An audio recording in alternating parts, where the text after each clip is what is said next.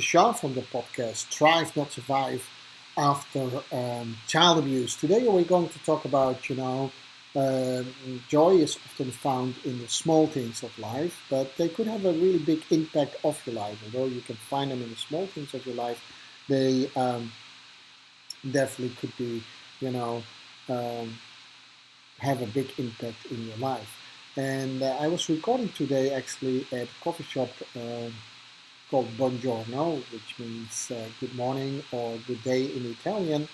And so I thought I was done, and I was using this new microphone called Smart Mic Plus or Audio Wow from Sabine Tech. And by no means I'm doing any of the review of products here on this podcast. It was just a little bit relevant um, for today. So this is the third time that I'm trying to record this podcast. So far, the life of a podcaster, right?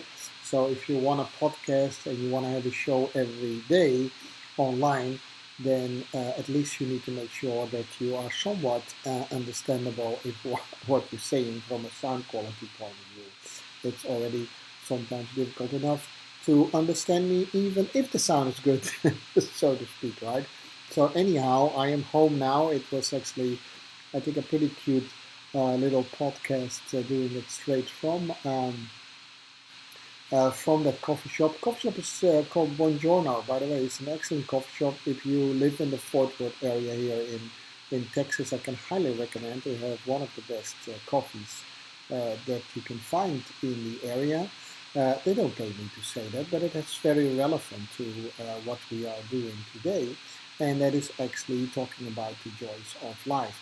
Now, one of the joy in life for me is actually drinking really good coffee.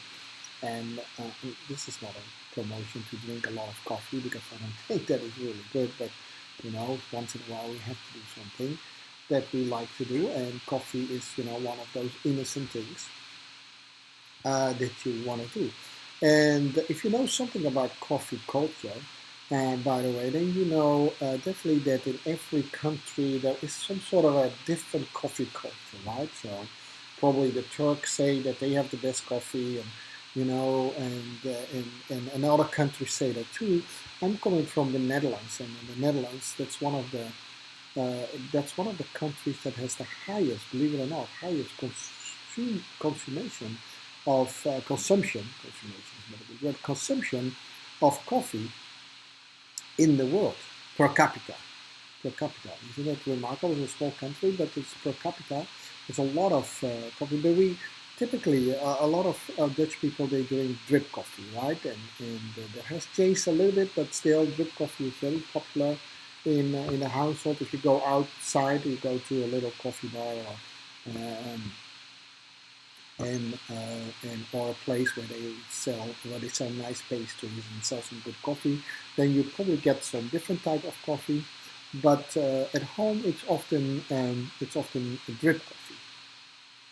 Now, my favorite style of coffee is Italian coffee, good espresso. Some people say espresso, but it is espresso coffee. I like that, and it's just a matter of preference, right? I'm not making the case for what's better for you or not. I just like a really good espresso coffee, and then whether you drink it in a cappuccino or whether you do it straight up in an espresso or I do a double espresso, doesn't really matter so much. But so yeah, so once in a while, and I really enjoy that. Just a little small cup of coffee, and those are these little moments in life that I think like, wow, that's really great. Now, as a life coach, I often talk with my clients about the joy in life, right? And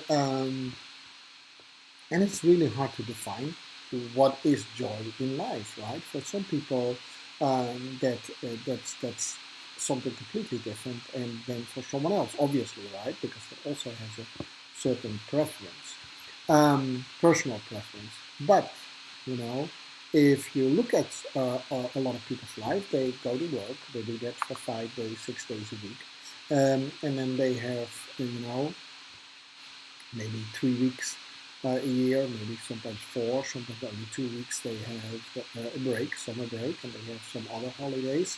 They have their weekend leisure, and and they often live for that. So that for me, that's always hard to accept that that's the joy in life. Other people, they have a good hobby and they find joy in that. But what is the overall joy in life is sometimes very hard for people who have been through certain things, right? Through certain things. So even if you didn't go through certain things, and you don't live life to the fullest, then it's sometimes even hard to say that you have a full joy of life. So do you know that the fastest growing disease or in the world are actually mental diseases, right? It's a little bit hard to talk about these things now during the COVID-19, but still, you know, the number of people with mental illnesses is only rising, and it doesn't look like that is going to stop very soon either. Now, I work a lot with people who had an abuse history, and people with an abuse history, 80% of them tend to end up being depressed or go through anxiety or suffer from anxiety.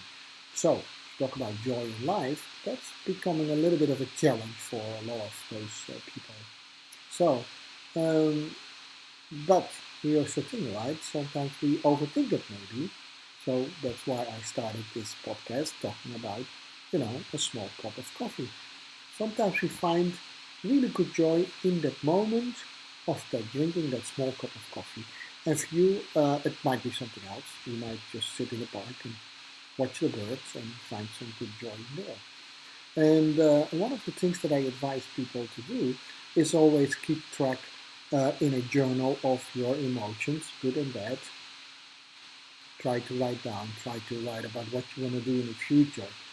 Try to write about those kind of things. But if you, in general, actually have, a little bit more darker thoughts and you think you find that life is a struggle, it is more difficult for you, then it's really hard to see the positive in life. You can work about your goals and what you want to achieve and all that kind of stuff, but it's really hard. So here's a tip, right? This is the topic of today, actually, that if you know that drinking a cup of coffee, in this case, and you have to find what your cup of coffee is, right?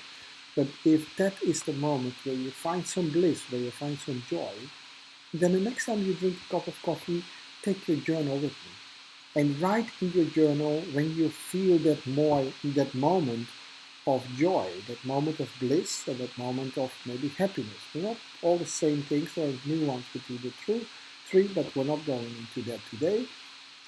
Because when you write at that moment, you probably will see that you at least have a moment where you see a little bit more other opportunities than you normally do when you're in your darker mode. So this is for the people who struggle a little bit in life to see maybe what we call the light is at the end of the tunnel. Maybe they have a hard time to see there is positive things for them as well, and that's and I think, by the way, that's not only for people with an abuse history. At the moment in COVID-19, a lot of people feel that this way, right? There's maybe no end of the light, the light of the tunnel. I just say sometimes maybe there's no light at the end of the tunnel. Maybe the tunnel itself is the illusion. Maybe there's not so much darkness as you think. But believing that there's light at the end of the tunnel, you might keep walking forever to that light and never reach there. That so maybe there are smaller points of light that you can actually use to see a much brighter future, right?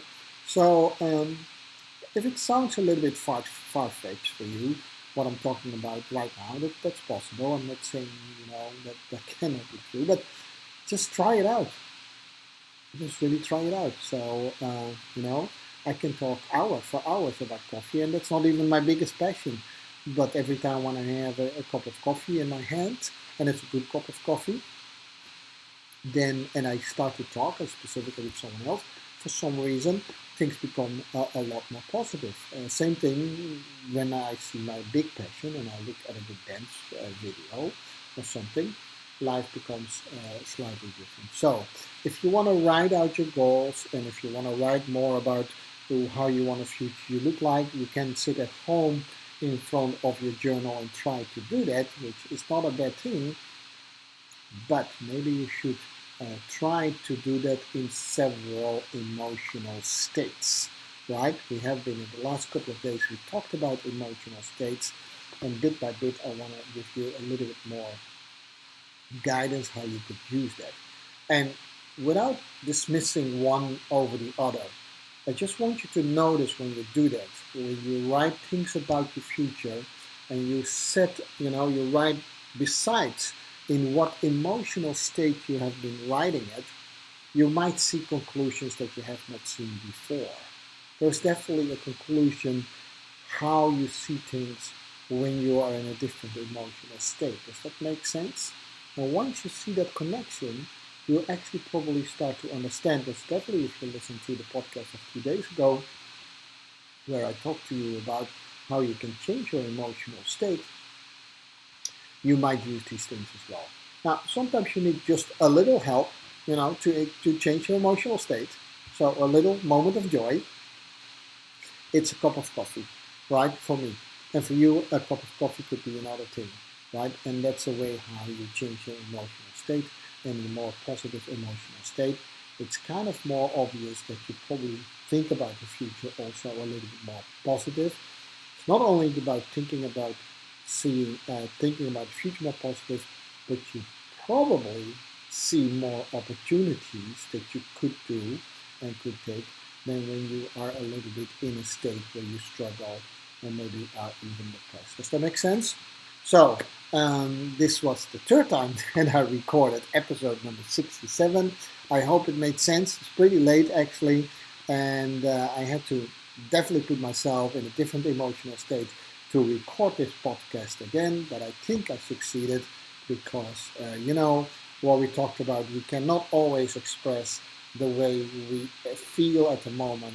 We sometimes have to change our emotional state, because of the task at hand that we have. And in this case, my task was to actually deliver to you a podcast with some positive impact. And although I was a little bit frustrated about all these technical things that were going on with me recording a podcast, I hope I did that as well. So anyhow, maybe that was a lesson for me in it. I hope to hear you back tomorrow again with episode 68 in the podcast Thrive, Not Survive After a Child Abuse. This was Sean. Hope to hear you back tomorrow. Bye bye.